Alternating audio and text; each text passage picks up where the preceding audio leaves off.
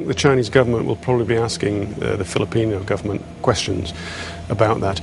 It began 14 hours ago, and the first thing we saw was a hostage being released, and behind him you could see the hostage taker was a 55-year-old policeman who was saying that I need my rights, you wrongly fired me, you said I was corrupt, I wasn't, and this is the way I'm going to get my job back, which tells you something about his state of mind.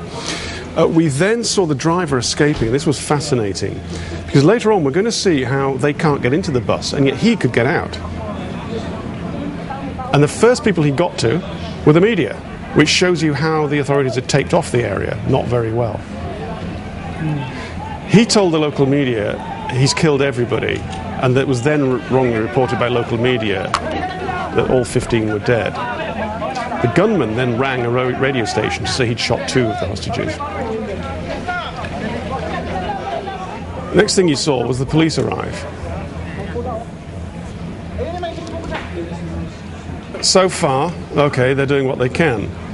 But then this strange event unfolded where they began to try and get in the bus via a sledgehammer.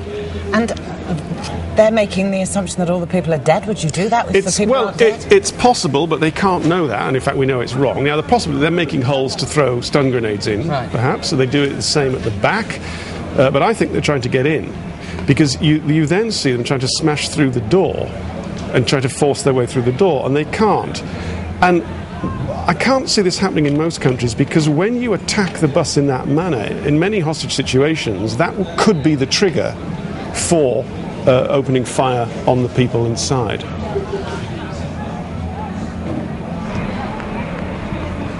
At one point, the gunman opens fire from inside. That hit a 14-year-old boy, bystander. He survived. But again, the point has to be made and the questions will be asked. Why was a 14-year-old with the rest of the crowd? Why was the crowd within range, looking directly at the bus? The gunmen then actually do manage to gain entry to the bus, the police, I should say, where they are fired upon.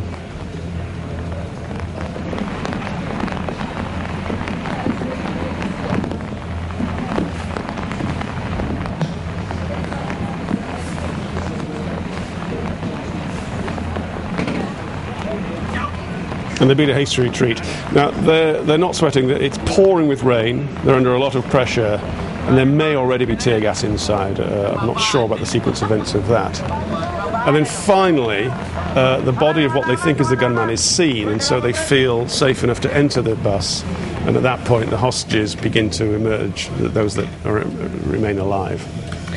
Yeah, and the latest from the hospitals in Manila saying that 6 out of the 15 Chinese tourists were killed. 6 out of 15. We saw 3 or 4 coming out. Obviously a horrific ordeal for them, Tim, but the longer term ramifications of this drama that unfolded there are dealing with a situation like this in a very big capital. This played out live across the Philippines on their television stations, and it was taken by most of the 24-hour stations, and it was seen around the world live.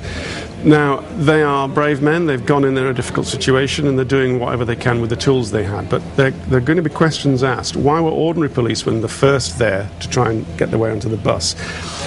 A normal SWAT team in a developed country, and I think you can just about call the Philippines that, and we know they have trained SWAT teams, trained by the Americans, with enough kit that had been given to them by the Americans. Why didn't they try and blow the doors off, put the stun grenades in? Where was the proper equipment? Could they have put a camera inside on the tiny cameras to see what was going in before they went? All these questions, I think, will be asked. Well, I think, as I understand it from reading the Manila press, they're already being asked. It didn't look good. It's not good, but a good reputation for the Philippines on the world stage. You never know whether the loss of life could have been prevented or not, but I know that they'll be saying, should we have handled this a different way? And